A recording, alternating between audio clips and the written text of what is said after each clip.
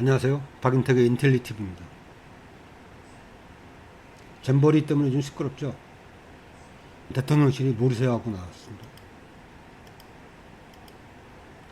윤석열 대통령 부부가 2023 새만금 제25회 세계 스카우트 잼버리 개영식에 참석했다며 관련 사진을 20장이나 대통령실 홈페이지에 공개했습니다. 들어가 보시면 볼 수 있습니다. 그런데 온열 질환자가 속출하는 등 국내외적으로 비판받자 잼버리는 윤석열 정부가 아닌 더불어민주당이 강력히 밀어 전라북도가 주도해 이전 정부, 즉 문재인 정부죠, 에서 유치한 행사라고 대통령실 고위 관계자가 말했다고 합니다. 문제가 생겼다고 남탓하는 대통령실 고위 공직자, 여러분들 어떻게 생각하시나요? 대통령실에서 공개한 사진 20장 중에 하나입니다. 윤석열 대통령과 김건희 씨가 나란히 입장하고 있죠. 지금 폭염 잼버리 때문에 지금 국내적으로 들끓고 있잖아요. 그래서 보면 개영식 관련해서 환자 139명 중 온열 환자가 108명. 당시 그 대규모의 온열 환자가 발생하자 경찰력을 100% 동원하는 가포 비상을 경찰이 내렸습니다. 또 소방당국은 행사 중단을 요청했는데 조직위가 20분간 계속 공연을 강행을 했다는 거죠.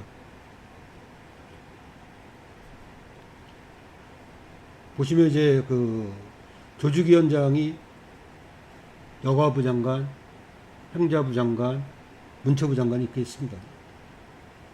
근데 이제 이번 세계 스카우트 잼버리의 조직위원장은 좀 전에 보셨듯이 김현숙 여가부 장관, 이상민 행안부 장관, 박보균 문체부 장관 등 윤석열 정부의 현직 장관 3명이 공동으로 맡고 있습니다. 그런데 이제 대통령실 고위 관계자가 뉴시스와 통화해서 대통령이 개영식에 참석해서 마치 대통령실이 행사를 주도한 것처럼 보여지는데 그건 아니다. 더불어민주당이 강력히 밀어 전북도가 주도해서 이전 정부가 유치한 행사이다. 그러면 이들 장관은 윤석열 대통령이 아닌 누가 임명했다는 걸까요? 어처구니 없는 그 변명이라고밖에 볼 수 없겠죠.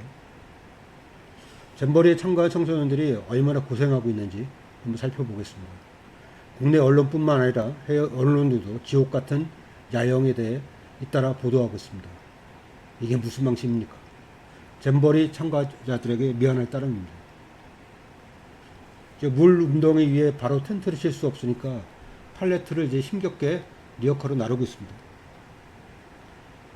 이 폭염 속에서 모기가 들끓는 이 물 웅덩이 위에서 야영 중이죠. 화장실은 무덥고 더러워 사용할 수 없는 지경이고요. 그리고 편의점에서 파는 얼음과 물은 너무 비싸서 K 바가지라는 말까지 나오고 있습니다. 나무 그늘 없는 평지 야영장에, 그리고 아침으로 제공한 구운 달걀에선 곰팡이가 나오고, 아까 보셨지만 물 웅덩이 위에 텐트가 있고, 그러니까 진짜 이게 생존 체험 아니냐, 사람 잡는 잼버리라는 비판을 채널A도 하고 있죠.